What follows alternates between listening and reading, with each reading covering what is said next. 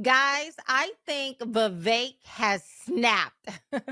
I think he is over the talking points, and it's a good thing. Play that video.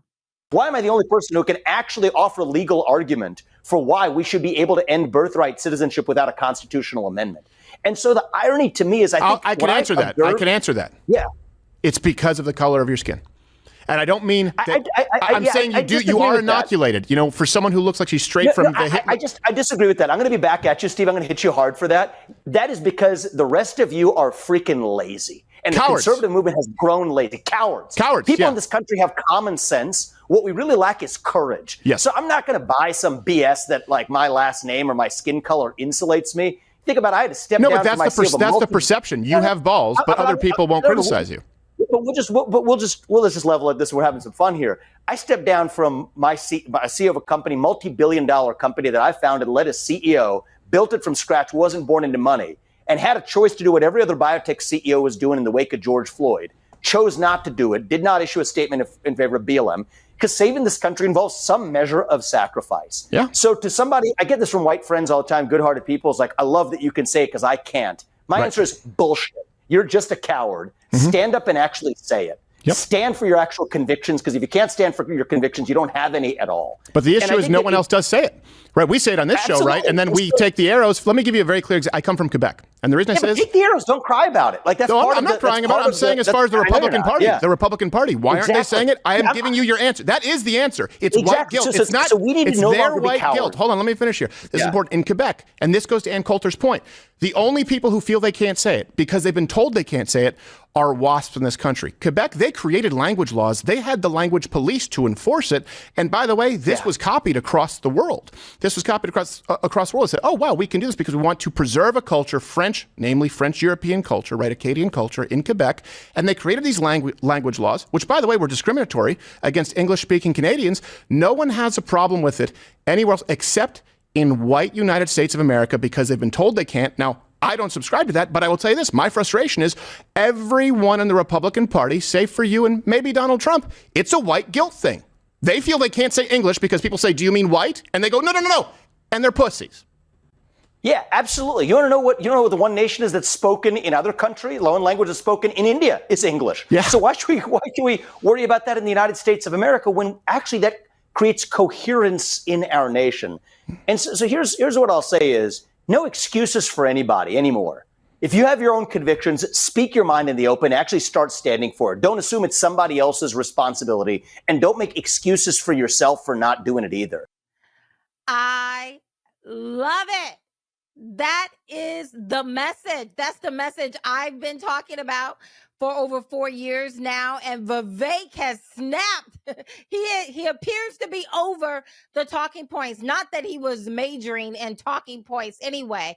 Everything this man has said has come to fruition. All you have to be is just a little bit observant and have just a little bit of a backbone to stop sticking your head in the sand. When I was on the senatorial campaign, or maybe it was when I ran for Congress, either one, during that particular time, I think it was 2020, and you had Black Lives Matter, you had Antifa rioting, destroying people's properties. And I remember a lot of white people running out to buy a Black Lives Matter sign. You guys might even remember there were businesses that would write on the outside of their businesses, this is a Black-owned business. This business supports Black Lives Matter, as a signal to the rioters not to touch their property, to bypass them. And I liken it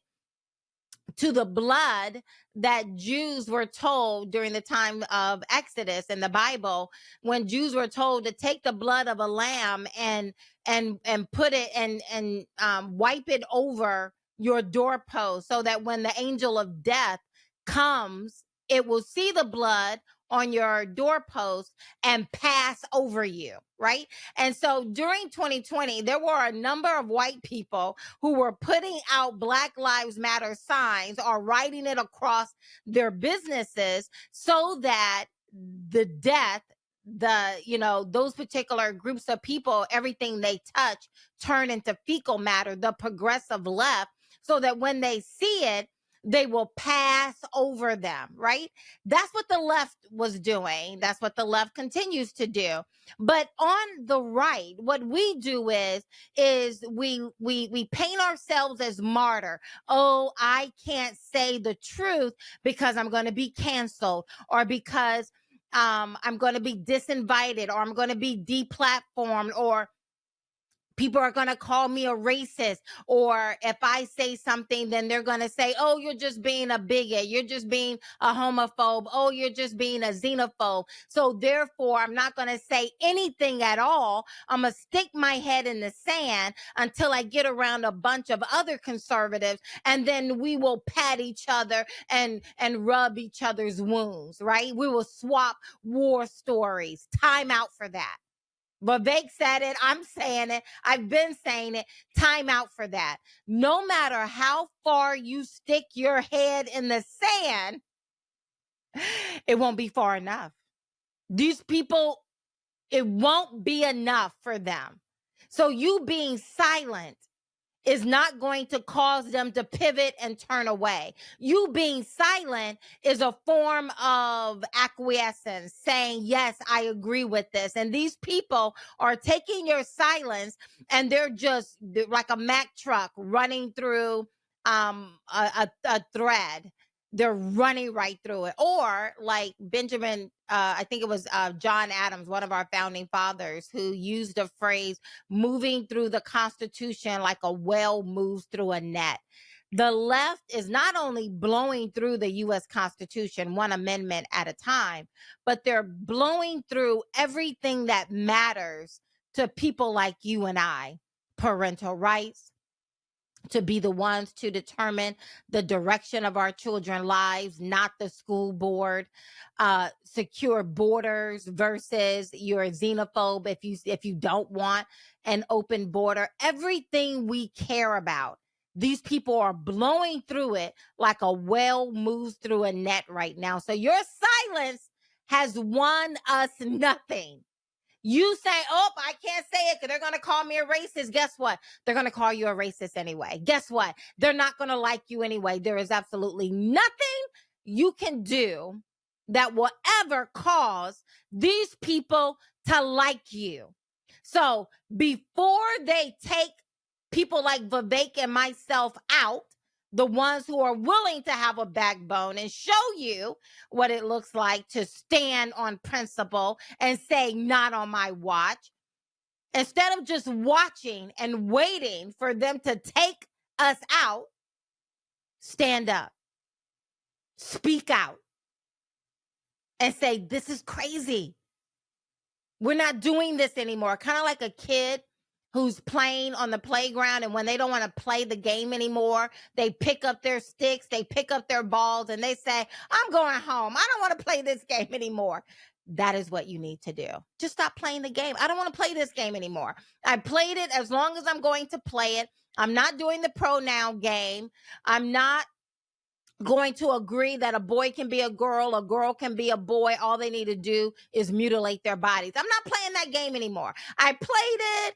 I thought I could go along to get along, but I'm over it because we're not winning. It's not like they're recognizing our silence and we're not judging them. So now they're like, oh, okay, you must be one of us. So just stop playing the game. I love it. And all it takes, guys, is courage. I know we're always looking for some grand gesture. All it takes is for you to say, I'm done. I don't want to play this game anymore. We should secure our border. And although you're going to call me a racist and a xenophobe, I will take that arrow. But no more complaining. We have a country to save. Play that second clip, please. There's a myth that President Biden's running for president. I think they just put a brain-dead, hollowed-out husk of a human being in the White House because that's more convenient for them. The risk is a thinking person could change their mind. They don't want somebody who could change their mind. They want Joe Biden. Mark my words, Joe Biden will not be the nominee for the Democratic Party. We know he's not even the president of the United States. He's a puppet for the managerial class. Step up and be honest about who you're actually going to put up so we can have an honest debate. Biden should step aside so we can see whether it's Newsom or Michelle Obama or whoever else. Right, just tell us the truth so we can have an honest debate. The president is healthy and vigorous, fit enough to perform his presidential duties. Fit for duty. Fit for duty. Fit to successfully execute the duties of the presidency. Excuse me, with dealing with everything we have to do with, look, if we finally beat Medicare. I mean, he's fit for duty. But here's the thing, right? Because as you're learning to have courage and taking chances, kind of like a little kid who's learning how to walk, and you can see it on their face. They want to walk. They want to walk. They're standing. They want to move that leg. It feels nervous. It feels uncomfortable. Like, oh, I don't know. I got to get my footing here. What if I fall? Many of you are like that kid, that toddler who's learning how to walk all over again. You're learning how to have courage because we're not winning anything by just complaining, by saying, oh, no, they're going to call me a racist. They call me a racist and I'm Black. So if I can't be spared by these people, you know you're not. You know they're going to say you're racist, right? If they're calling me a racist, if they're calling Vivek a racist, surely they're going to call you a racist. And yet we're still standing. And maybe some of you are racist. I don't know. And I don't really care. But what I care about is preserving our values. We have a lot of people who talk about white replacement theory. I think that's what they call it. It has nothing to do with the color of your skin. That's not really what they're trying to replace. What they're trying to replace are our values, your values, my values, right? Some on the right, on our side of the aisle, they're myopic, they're small in their thinking. And so they go immediately to, oh, they're trying to get rid of all the white people. No, it's not about that, right? It's about values. We often say politics run downhill from culture. Okay, take that for a moment. What is culture?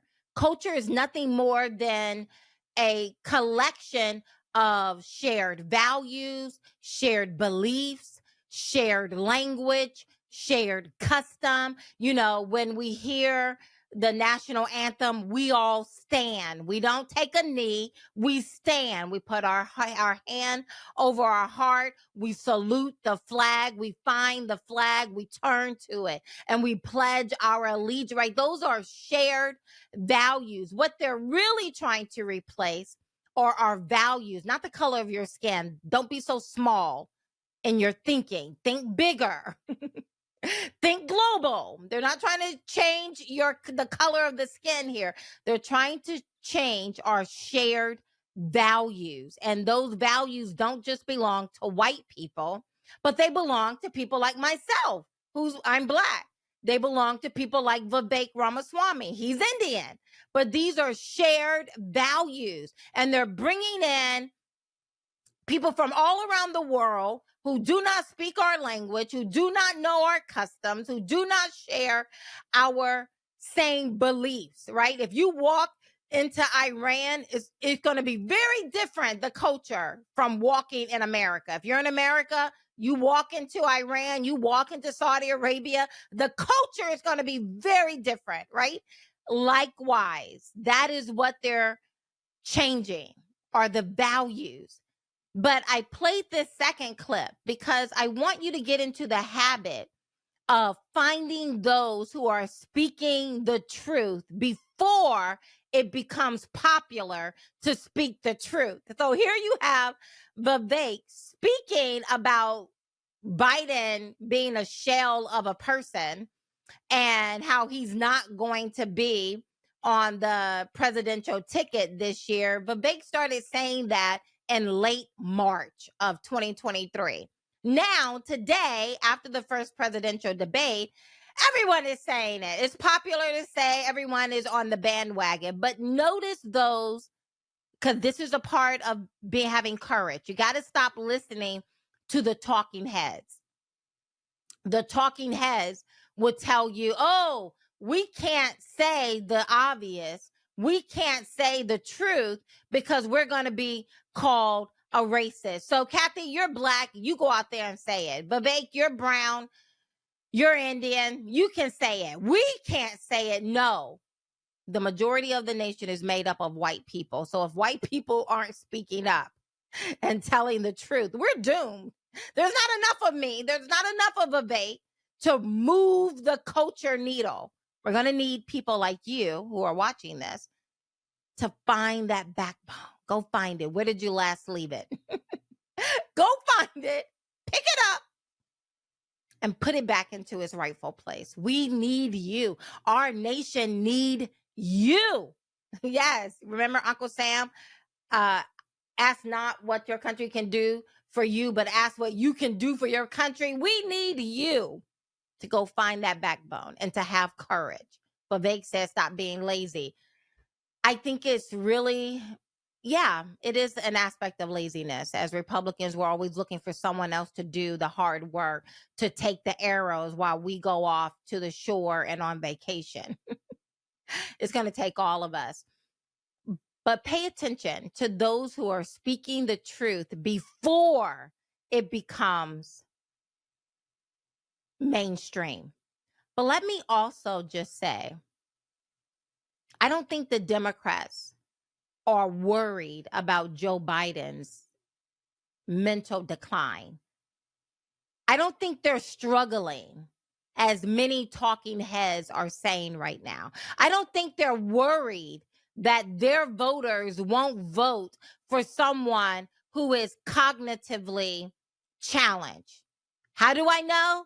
I live in Pennsylvania, and our senator is Senator John Fetterman. Literally, during his first debate with Dr. Mehmet Oz in 2022, he opened up the debate with, hello, everyone, and good night, literally. Democrats will vote for Joe Biden. I think there's something more sinister at play. I think there's a power struggle somewhere, because those who are really running the government, the shadow government that's actually running, Joe Biden is not running anything, but that shadow government, I think they prefer a shell of an individual. An empty shell of a person. He's easier to control and manipulate. So why would they put the hit on him for mainstream media just on their side, CNN, to start talking about it? I think it's something more sinister at play. And the talking heads on our side are not going to talk about this because they're about, 9 months too late.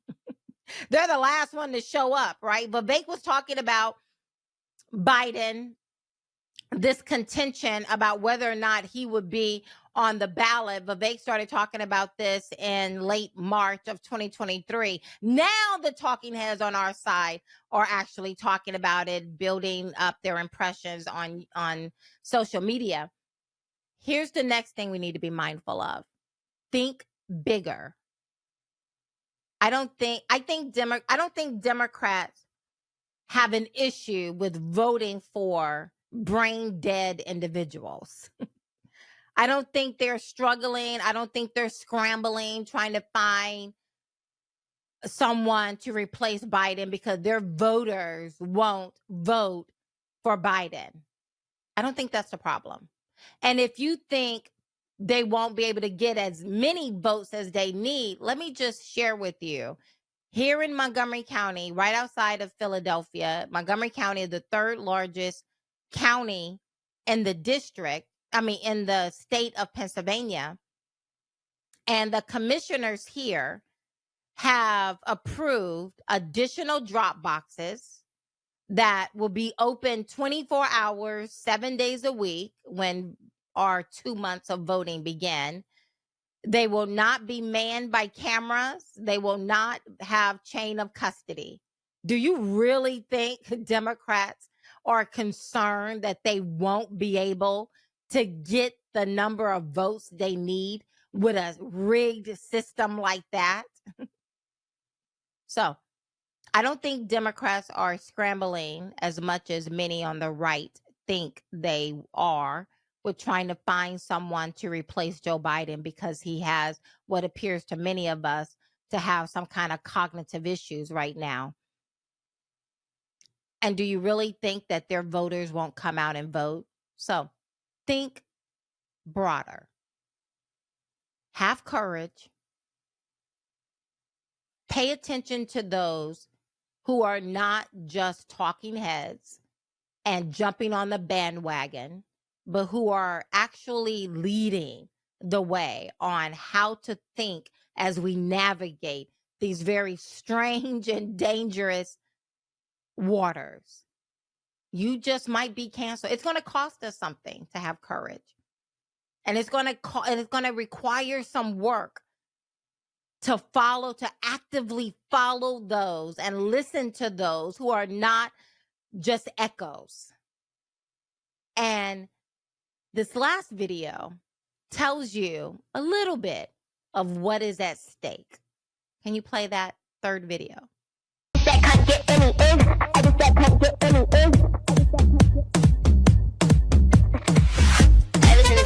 I'm the uptown nigga, you know what's up or don't you? Word who made ya? I'm a rude bitch nigga, what are you made of? I'm eating food. Our children. Our children, the future of this country. And that video, for those who are listening to this podcast on an audio platform that doesn't have video, it showed a video that has gone viral of a beautiful little girl prior to wokeness. Several photos of this beautiful little girl. And then it shows her after wokeness. And now she's transitioning to be something other than who she is. And it's a life destroyed. It's not a happy life. There's nothing happy about those two positions. Granted, there's something going on with our young children all across, not just America, but the world. They are struggling. But the cost of us being silent in this country, the cost of us not having courage, the cost of us waiting for someone else to stand up and take the arrows and speak the truth is just too high. I used to say we're about to lose our country. We've actually lost many aspects of it, and only God knows if we will ever get it back.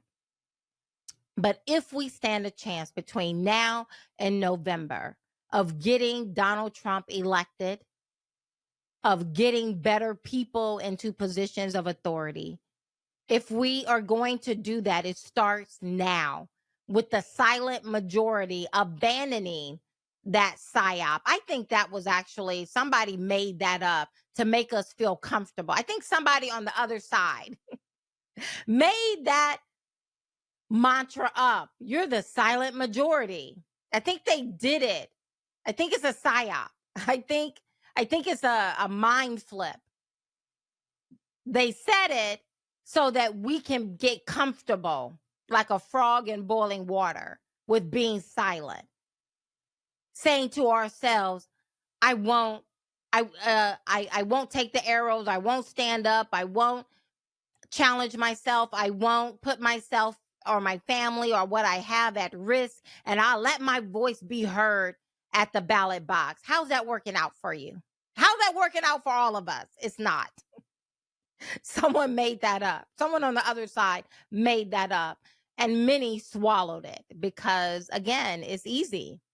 There's no risk in being silent, but there is. So I hope this encourages you. I know it's a hard pill to swallow, but you've been listening to the Kathy Barnette Show. I'm not here to entertain you only.